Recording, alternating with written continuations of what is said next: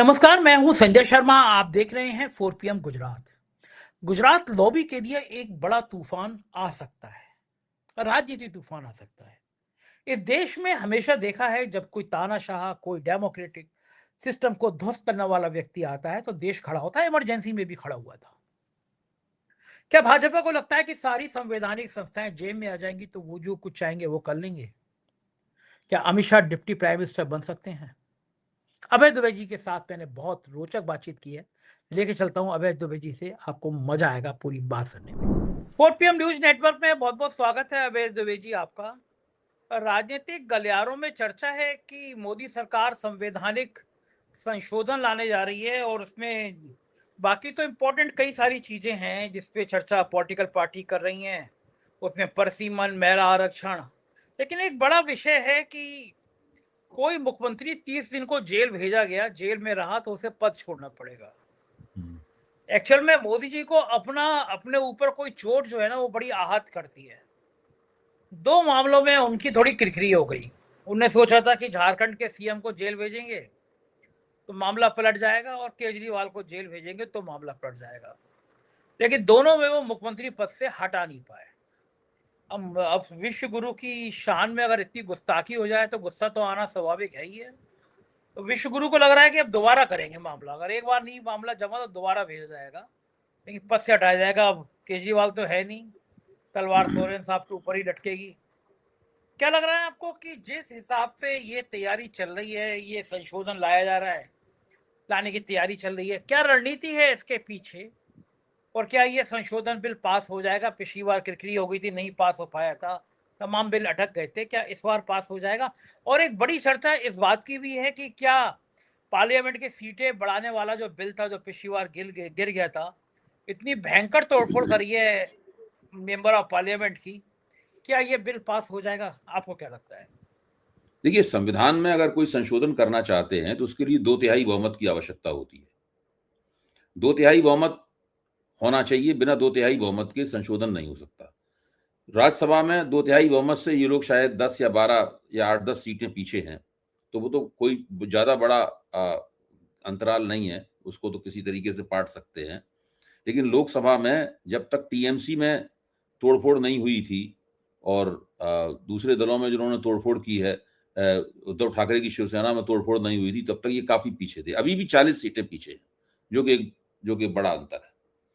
तो उसके लिए बहुत तरह-तरह के हथकंडे इस्तेमाल किए जा रहे हैं। कोशिश की जा रही है कि जो द्रमुक है, डीएमके है, उसका समर्थन हासिल कर लिया जाए और उसमें तोड़-फोड़ ना करनी पड़े। एक ये है, तो ये कोशिश की जा रही है। और भी तरह की कोशिशें हो रही हैं। उत्तर प्रदेश में समाजवादी पार्टी को तोड़ने की भी चर्चा है, वो भी एक प्रयास चल रहा है। तोड़ पाएंगे कि नहीं तोड़ पाएंगे ये अलग बात है, डीएमके को तोड़ पाएंगे कि नहीं तोड़ पाएंगे ये एक अलग बात है। लेकिन कोशिश है पूरी, निशाना है वहां पर। और हर पार्टी के लिए भाजपा के पास अलग योजना है, मतलब एक पैटर्न नहीं है उसको तोड़ने का। हर एक के लिए अलग अलग योजना है, अलग तरीके हैं उनको एमपीज को, सांसदों को फंसाने के। तो वो तो बीजेपी लगातार कर रही है और बीजेपी का मानना है कि जब तक वो परिसीमन नहीं कर लेगी अपने मन का, तब तक वो 2024 में जो झटका उसे लगा था, उस झटके के दोहराने, वो झटका फिर से ना लगे, इस संदेशे के खिलाफ वो सुरक्षा चक्र नहीं बना पाएगी। तो एसआईआर और परिसीमन, एसआईआर धन परिसीमन बराबर सुरक्षा चक्र, बहुमत घटने के खिलाफ एक सुरक्षा चक्र, ये भारतीय जनता पार्टी का पूरी योजना है। इस योजना के तहत वो काम कर रही है। जहां तक सवाल उठता है कि 30 दिन जेल में रहेंगे तो मुख्यमंत्री या प्रधानमंत्री की गद्दी चली जाएगी, इसके पीछे भी एक दूरगामी योजना है। भाजपा और संघ ने यह मान लिया है कि अब वो सत्ता से बाहर नहीं होंगे। ये उन्होंने अपने आप को विश्वास दिला दिया है, क्योंकि 2024 में भी वो देखिए चुनाव हारते हारते बच गए और अब सरकार इस तरह चला रहे हैं जैसे उन्हें अल्पमत नहीं बल्कि पूर्ण स्पष्ट बहुमत मिला हो। सरकार तो इसी तरह चल रही है जैसे स्पष्ट बहुमत की सरकार हो। कोई कोई कह सकता है गठजोड़ सरकार है, ये गठजोड़ सरकार से भी ज्यादा स्पष्ट बहुमत की सरकार है। तो इन सब लोगों को यकीन हो गया है कि विपक्ष अब हमें सत्ता से नहीं हटा सकता, इसलिए इस तरह के कानून बनाओ, इस तरह के बंदोबस्त करो, इस तरह की व्यवस्थाएं करो कि विपक्ष केवल नाम मात्र के लिए ही रह जाए और उसको जब ये चाहें तब कभी धोखे धड़ाके से मान लीजिए किसी वजह से उनकी अपनी गलतियों से सत्ता में आ भी जाए तो उसको सत्ता से हटाया जा सके। इसके लिए सारे, चूंकि ये लगातार सत्ता में रहेंगे तो ईडी इनके पास रहेगी, इनकम टैक्स इनके पास रहेगा, सीबीआई इनके पास रहेगी और जितनी भी जांच एजेंसियां हैं सारी की सारी इनके पास रहेंगी। केंद्र की सत्ता में रहेंगे तो राज्य की सत्ता केंद्र की सत्ता को चुनौती नहीं दे सकती है। बहुत तरीके हैं राज्य को निचोड़ने के, उसकी बाह मरोड़ने के बहुत सारे तरीके होते हैं, इसलिए ये कानून ला रहे हैं। ये अलग बात है कि दुर्भाग्य से मान लो केंद्र की सत्ता से हट जाए तो ये कानून फिर इन्हीं के खिलाफ इस्तेमाल होगा, वो एक अलग बात है। लेकिन अभी ये मान के चलते हैं कि हमारे खिलाफ कोई कानून नहीं इस्तेमाल हो सकता क्योंकि हम लगातार सत्ता में रहेंगे और हम दूसरों के खिलाफ इन कानूनों को इस्तेमाल करेंगे। सारी एजेंसियां हमारे पास होंगी, हमारे जिस मुख्यमंत्री को हम पसंद करेंगे वो कैसे 30 दिन जेल में रहेगा, उसको तो कोई जेल में डाल नहीं सकता। उसकी तो अगर पकड़ भी गया तो हम दूसरे दिन जमानत करवा देंगे, क्योंकि जेल में डालने की संस्थाएं इनकी, जमानत होगी कि नहीं होगी इसके लिए न्यायपालिका है वो भी इनकी, चुनाव आयोग भी इनका। तो अब बचाइए बचा क्या, नौकरशाही पहले से ही इनकी होती है। तो ऐसा करके ये लोग एक ऐसी सरकार बना ली है, इन्होंने इस तरह का पूरा बंदोबस्त बना लिया है जहां पे इनको लगता है कि अब कोई कुछ नहीं कर सकता, हम मुतवातिर सत्ता में रहेंगे। अब कोई दुर्घटना हो जाए बड़ी, कुछ और हो जाए, क्या पता, मतलब ये तो समय की गति तो ऐसी होती है, इसके बारे में कोई भविष्यवाणी नहीं की जा सकती। आप अच्छे अच्छे इंतजाम करके रखते हैं, एक पल में सारे इंतजाम आपके धराशायी हो जाते हैं, तो वो तो कुछ हो सकता है। लेकिन जहां तक मानवीय क्षमता है प्रबंधन की और बंदोबस्त की, वो सारा का सारा इन लोगों ने कर लिया है। इसीलिए चाहते हैं कि ये कानून भी पास करा दिया जाए ताकि जैसे ही कोई विपक्ष का आदमी सत्ता में आएगा, बढ़ता हुआ दिखेगा, उसको किसी न किसी बहाने, जैसे अरविंद केजरीवाल को डाला था, वो सारे के सारे अदालत में वो भी नहीं तय हो पाया, उसके ऊपर आरोप भी नहीं तय हो पाए। जिन आरोपों में अरविंद केजरीवाल और मनीष सिसोदिया को इतने दिनों तक जेल में डाला उन्होंने, और संजय सिंह को, उनके खिलाफ आरोप भी नहीं तय हो पाए, वो केस वहीं ध्वस्त हो गया। तो ऐसे ही किसी आरोप में 30 दिन जेल में डाल देंगे, सत्ता खत्म, पार्टी टूट जाएगी। ये चाहते हैं ये। लेकिन ये सब करने के लिए भी 2/3 बहुमत चाहिए, ये सब करने के लिए भी 2/3 बहुमत चाहिए। तो अब 2/3 बहुमत की जुगाड़ में सारी शक्ति लगी हुई है पूरी की पूरी। अच्छा अभय जी, जिस हिसाब से अल्पमत सरकार को बहुमत की तरह चला रहे हैं, जिस तरह संवैधानिक संस्थाओं को जेल में डाल दिया है, वो दिमाग किसका होगा? वो मोदी का होगा, शाह का होगा, आरएसएस का होगा, नौकरशाहों का होगा? किसका दिमाग होगा कि इस तरह? सबका मिला जुला दिमाग है। देखिए, जब पहली बार इनको स्पष्ट बहुमत प्राप्त हुआ 2014 में, तो आप देखिए शुरू के जो 1-2 साल थे उसमें इन लोगों के सामने ये तय नहीं था कि ये किस तरह से आगे बढ़ेंगे, इसलिए हर चीज को प्रयोग करके देख रहे थे। जैसे भूमि अधिग्रहण बिल लाए, मोदी जी ने आते ही भूमि अधिग्रहण बिल लाए कुछ ही दिनों बाद, चूंकि नंबर्स नहीं थे, संख्याएं नहीं थी, इसलिए वो बिल जो है ना वो अध्यादेश के स्तर पर ही खत्म हो गया। हर चीज का इन्होंने प्रयोग किया, पाकिस्तान के साथ भी प्रयोग किए इन्होंने चीन के साथ भी प्रयोग किए। उस वक्त इनको लग रहा था कि अटल बिहारी वाजपेयी की शैली में अगर पाकिस्तान के नेताओं की हमदर्दी जीत लें तो फिर एक तरह का मोदी जी एक नया ब्रेक थ्रू बड़ा कर देंगे हिंदुस्तान और पाकिस्तान की दोस्ती का। उसके लिए अपने आप चले गए वहां पर और शादी का तोहफा लेके चले गए, मतलब वो जो हुआ वो उसमें जन्मदिन का तोहफा लेके चले गए, मुझे ध्यान भी नहीं जन्मदिन था कि शादी की। हाँ, तो मैं ये कह रहा हूं कि शुरू में 2-3 साल इस तरह के तमाम ये प्रयोग कर रहे थे, फिर धीरे धीरे इनको लगा कि इन प्रयोगों को करने से कोई फायदा नहीं है, और तब तक मीडिया भी इतनी इस तरह से इनका दास नहीं हुआ था। शुरुआत के दिनों में मीडिया की हमदर्दी इनके साथ थी, लेकिन मीडिया इस तरीके से इनका गुलाम नहीं था जैसे आज गुलाम बना हुआ है। फिर बाद में उन्होंने मीडिया को भी अपना गुलाम बनाया, फिर एक एक संस्था को धीरे धीरे अपनी तरफ खींचते चले गए। शुरू का चुनाव आयोग भी उनका इस तरीके से गुलाम नहीं था। आप शुरू के चुनाव आयोग में देखिए, बीजेपी के लोगों को भी फटकार लगती थी उसकी, उनको भी हाजिर होना पड़ता था। अब ये सब खत्म हो गया उन्होंने। बीजेपी चुनाव आयोग के लिए अनटचेबल है, बिल्कुल एकदम। चुनाव आयोग छू भी नहीं सकता बीजेपी।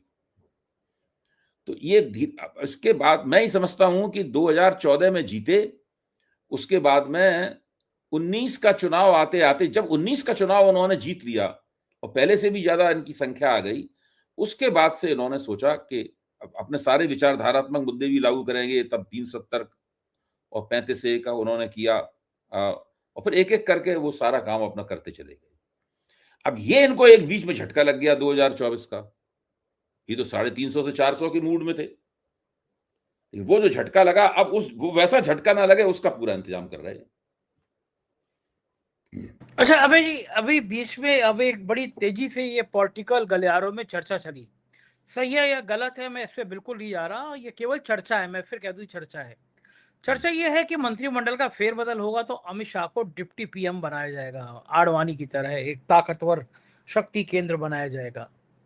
अगर ऐसा होता है तो, मैं फिर कह रहा हूं अगर ऐसा होता है तो ये संदेश दिया जाएगा, चाहे योगी हो, चाहे फडणवीस हो, या कोई और सीएम हो, कोई नहीं है लाइन में, अमित शाह ही है लाइन में।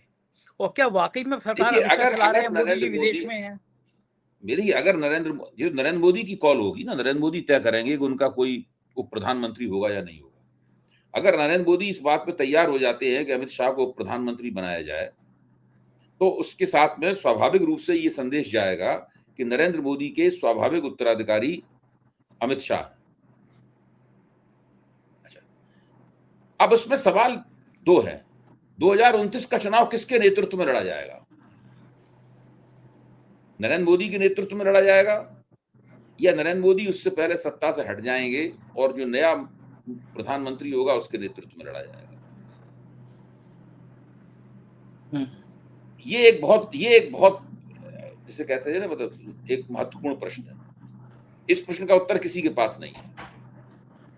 अगर नरेंद्र मोदी के नेतृत्व में लड़ा जाएगा तो नरेंद्र मोदी फिर से, अगर जीत गए नरेंद्र मोदी फिर से प्रधानमंत्री बनेंगे।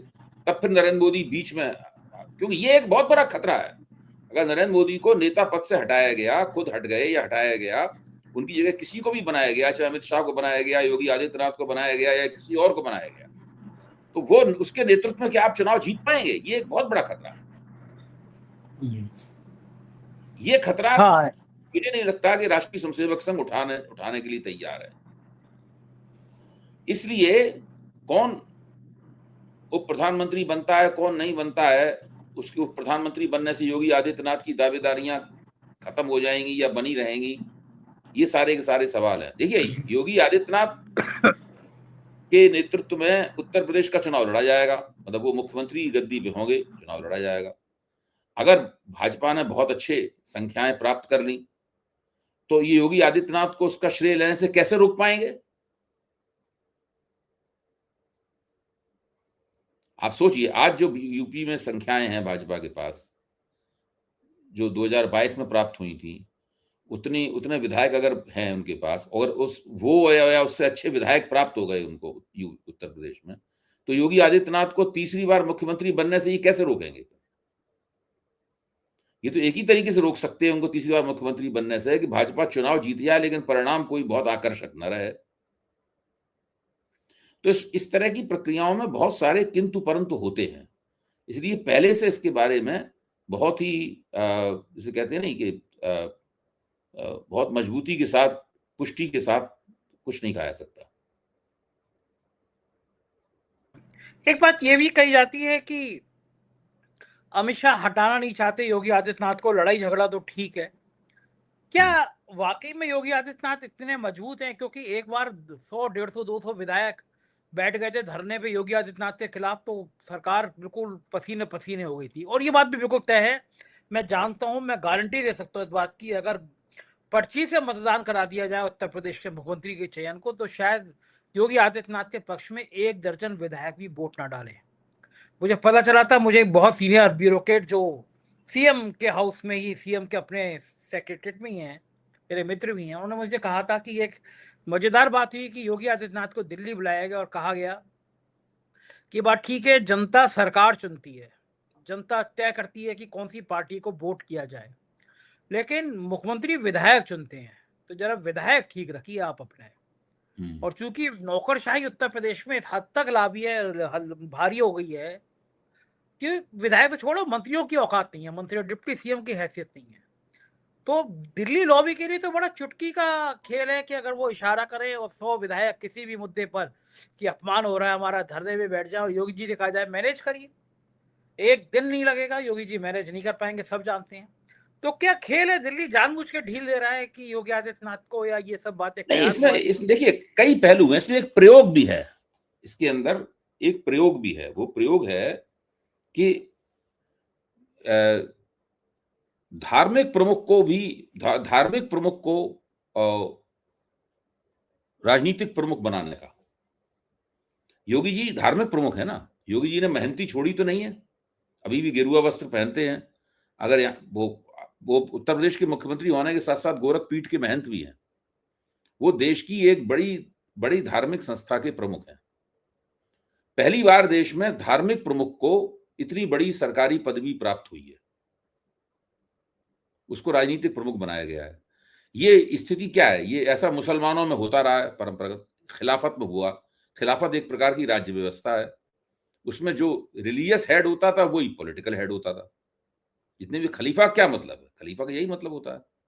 तो योगी जी हिंदू खलीफा हैं, तो वो प्रयोग की कर रहा राष्ट्रीय स्वयंसेवक संघ उनके रूप में। राष्ट्रीय स्वयंसेवक इस प्रयोग को बीच में खत्म नहीं करना चाहता, इसलिए मोदी ने भी हिंदू खलीफा बनने की कोशिश की। भाई, मोदी को कहने की क्या जरूरत थी कि हम नॉन बायोलॉजिकल हैं? इसके पीछे भी एक कारण है। मोदी को ये जिद करने की क्या जरूरत थी कि राम मंदिर की प्राण प्रतिष्ठा हम ही करेंगे? कोई शंकराचार्य कर सकता था, या चारों शंकराचार्यों को ब्लॉक करवा देते। सनातन धर्म की मान्यता तो यही है। मोदी की क्या जरूरत थी कि अबू धाबी जाकर प्राण प्रतिष्ठा करते, या संभल जाकर प्राण प्रतिष्ठा करते? क्या जरूरत थी मोदी को करने की? ये सनातन धर्म के नियम कानून तो नहीं कहते कि ऐसा प्रधानमंत्री या मुख्यमंत्री ये काम करे। तो मोदी जी पहले से पॉलिटिकल हेड हैं, राजनीतिक प्रमुख हैं। वो साथ में धार्मिक प्रमुख भी बनना चाहते हैं। योगी जी धार्मिक प्रमुख पहले हैं, वो राजनीतिक प्रमुख बना दिए गए। तो योगी जी के मुख्यमंत्रित्व के बाद मोदी जी की समझ में आया कि ये काम उन्हें भी करना चाहिए।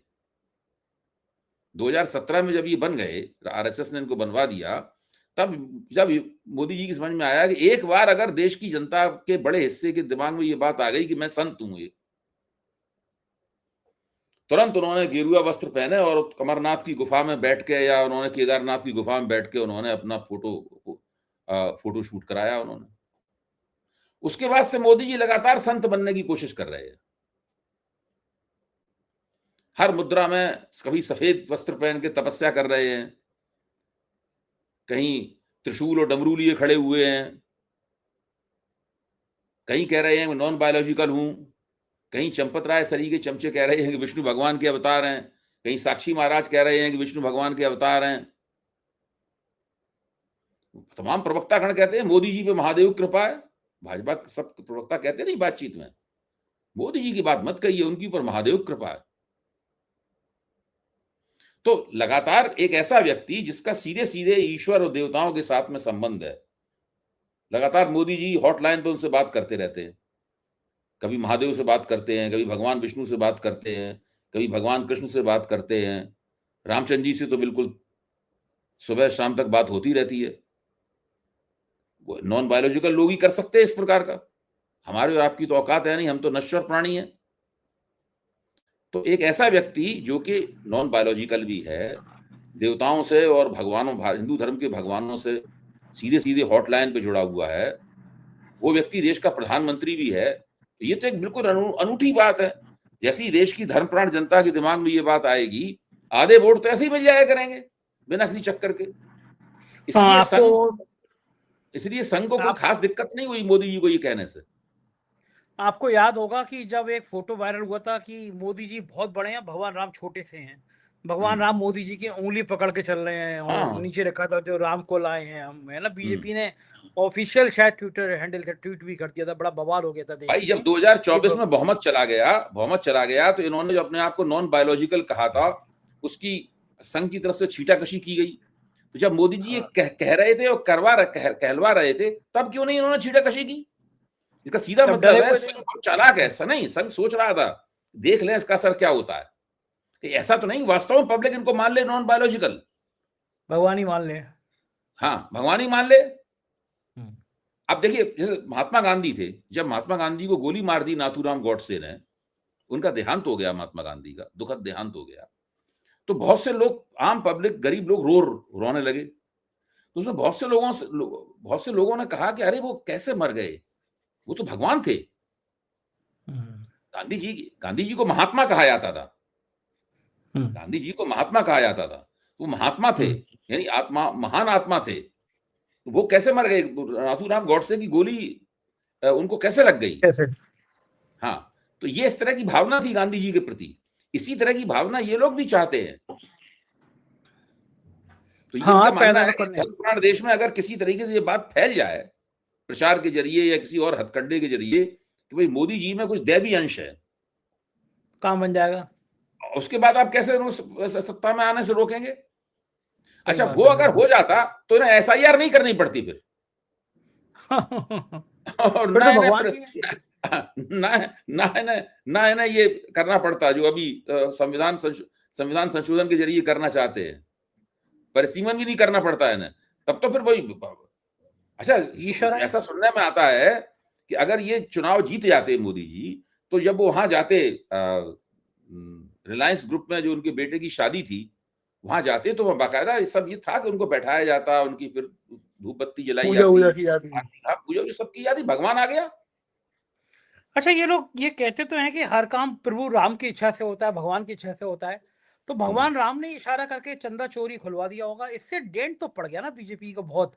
रोज नए नए स्कैंडल आ रहे हैं, चंदा चोरी ने तो कमाल कर दिया, भगवान राम की चंदा चोरी शायद बीजेपी के देखिए इतिहास ये का लोग, सबसे बड़ा कलंक है। इनमें कोई ऐसा आपसी कोई मतभेद हुआ है, ऐसा आपसी कोई लोचा हुआ है, जिसकी वजह से ये भंडा फूट गया।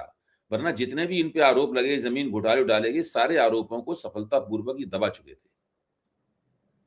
इसमें कुछ ऐसा मामला हाथ से निकल गया, लेकिन अब सब लोग लगे हुए हैं आरोप दबाने में। इस मामले में सब एक मत हैं। योगी जी इधर उधर की लफाजी कर रहे हैं, उनकी हिम्मत नहीं है। जैसे ही उनके पास वो उनकी बनाई हुई एसआईटी की 22 पेज की रिपोर्ट पहुंची, पल भर में उन्होंने पीएमओ को भेज दी रिपोर्ट, बिना सार्वजनिक किए हुए उसे। सब मिले हुए हैं अब। सबको डर है कि पता नहीं किसकी मोहन किसकी उंगली पर भागवत, काज घोष चल। बोले, नरेंद्र, सब चुप है, बिल्कुल कोई नहीं बोल रहा। केवल योगी जी भाषणबाजी करते नजर आ रहे हैं कि उन्हें चुनाव लड़ना है। नरेंद्र मोदी को चुनाव नहीं लड़ना, ना घोष बोले को चुनाव लड़ना है, ना भागवत को चुनाव लड़ना है। सही बात है। बिल्कुल ठीक बात है। आखिर में मैं आपको बता दूं, आप सुबह मुझसे पूछ भी रहे थे आज, परम आदरणीय अंजना ओम कश्यप की और खान सर और मेरे मुकदमे की तारीख थी हाई कोर्ट में। बेचारी ने 300 पेज का मुकदमा दायर किया था मुझ पर, खान सर और बाकी टीचरों पर। तो पहली बार में जो वकील थे वो हमारे वकील के सामने ठहर नहीं पाए। हमारे वकील हैदर भाई और तला साहब बहुत जबरदस्त रिट उन्होंने तैयार की थी। तो उन्होंने, अंजना ओम जी ने, कश्यप जी ने वकील ही हटा दिया अपना। फिर दूसरी तारीख, तीसरी तारीख लगी, लेकिन मामला पटा नहीं। हमने तो पूरा दस्तावेज तैयार किया, अंजना ओम कश्यप जी के आज तक के थंबनेल निकाले हमने, और तला साहब ने रिपोर्ट बनाई, हैदर भाई ने रिपोर्ट बनाई कि हम अदालत को दिखाएं कि जो थंबनेल हैं ये चाटुकारिता है, ये पत्रकारिता है, या ये सांप्रदायिकता है। आज वकील थी माननीय न्यायमूर्ति जी, उन्होंने कहा कि ये केस, चूंकि अंजना ओम कश्यप जी ने कहा कि भाई इस केस में मेरे बच्चों के नाम सार्वजनिक कर दिए गए, मेरा एड्रेस, तो हमारे वकील ने कहा ये तो गलत है। तो धमकी देने का मामला भी हुआ, तो हम लोगों ने ये कहा कि हमको तो 10 सालों से रोज धमकी दी जाती है। अभी 10 दिन पहले गोरखपुर के एक आदमी ने जान से मारने की धमकी, सब कुछ थी। तो ये सब आपराधिक श्रेणी में है, ये कोई डिफॉर्मेशन सूट थोड़ी ना है। आप मुकदमा दर्ज करिए जो आपको धमकी दे रहा है, हम लोग तो थोड़ा धमकी दे रहे हैं। न्यायमूर्ति जी ने कहा ये जो मामला है ये आपसी बातचीत से भी सुलह हो सकती है, इसमें क्यों मुकदमा कर रहे हैं। अच्छा, जैसे ही हुआ तो मैं लाइव देख रहा था, मुझे लगा कि निश्चित रूप से अंजना ओम कश्यप जी के वकील कहेंगे नहीं, हमें तो मुकदमा लड़ना है, लेकिन वो तुरंत कंप्रोमाइज पे राजी हो गए कि भाई हम बातचीत से, मध्यस्थता से मामला हो। तो हुआ ये कि मैंने एक अभियान छेड़ा था, मैंने कई बार कहा था कि आरटीआई से मालूम करो कि सरकार इनको माल कितना दे रही है, इंडिया टुडे को कितना माल दे रही है, आज तक को कितने करोड़ों रुपए दे रहे हैं। सब टीचर एक अभियान शुरू कर दो, पता चलेगा कि कितने करोड़ रुपए लेके योगी आदित्यनाथ नंबर 1 के मुख्यमंत्री हो जाते हैं। जैसे सूचना विभाग करोड़ों रुपए इंडिया टुडे को देता है, दूसरी तरफ से साउथ का कोई मुख्यमंत्री देता है तो वो सर्वश्रेष्ठ हो जाता है। तो एक आरटीआई से मालूम करो कि आज तक को माल कितना मिल रहा है, और ये धंधे पे छोड़ती है। तो आज मध्यस्थता की बातचीत हुई, फिर 9 तारीख फिर डेट लगी है मध्यस्थता में, कंप्रोमाइज कर रहे हैं। अंजना ओम कश्यप को या आज तक को ये पंगे लेने क्यों चाहिए थे? 4PM से पंगे क्यों लेने चाहिए था आपके हिसाब से? कुछ लोग मुगालते में भी कब कोई काम कर देते हैं, फिर बाद में मामला फंस जाता है तो कैसे बैकआउट करें, तो इसलिए थोड़ा बहुत खींचतान होती है। अब देखो, अब तो समझौते के लिए तैयार हो ही गए हैं, अब मुगालता दूर हो गया होगा। अब जिसे कहते हैं नहीं, पतली गली खोजता है फिर आदमी, निकल ले भाई किसी तरीके से। अच्छा, आप तो अभय जी, आपने तो मीडिया को बिल्कुल शुरुआत से लेकर अब तक देखा है। आपके परिवार में पिताजी भी पत्रकार थे, आप खुद इतने श्रेष्ठ पत्रकार, इतने अच्छे लेखक। एज ए ब्रांड, मतलब बिल्कुल न्यूट्रल होकर पूछ रहा हूँ, चूंकि मेरा संस्थान है तो मैं समझ नहीं पाता। 4PM को इस मुकदमे से फायदा हुआ या नुकसान हुआ आज तक ने जो किया अंजना ओम कश्यप जी भाई ने? फायदा ही होगा आपको, नुकसान कैसे हो सकता है? दिक्कत उठानी पड़ती है, उलझन उठानी पड़ती है, दौड़ धूप करनी पड़ती है, संघर्ष करना पड़ता है, लेकिन कुल मिला के अंत में तो फायदा ही होता है। अंजना ओम कश्यप जी को और आज तक का थैंक यू बोलूंगा। कम से कम 1 लाख सब्सक्राइबर रॉकेट की स्पीड से बढ़ गए मेरे इस मुकदमे में, टीचरों के मुकदमे में। ये बड़े बड़े हाउसेज जो है ना, मीडिया संस्थान, इनको लगता है कि विश्व गुरु की चरण वंदना कर लेंगे तो हर किसी को धमका देंगे, लेकिन गजब है। बहुत बहुत शुक्रिया अभय जी, आपने मुझे साथ दिया, थैंक यू सर। ये थे अभय दुबे जी, पूरी बातचीत आपने सुनी। क्या ये संभव है कि किसी एक पॉलिटिकल पार्टी की इस तरह संवैधानिक संस्थाओं को जेब में रखने की आदत लगातार चलती रहे? क्या लोकतंत्र इस बात की इजाजत देता है? भारत का लोकतंत्र में कई बार ऐसे मौके आए जब लगा कि अब लोकतंत्र का चीरहरण हो गया, लेकिन हर बार लोकतंत्र नए सिरे से खड़ा हुआ। आप क्या सोचते हैं इस विषय में, इस बातचीत पे? बताइएगा जरूर, मुझे आपकी बातचीत का, आपकी राय का इंतजार रहेगा। Thank you.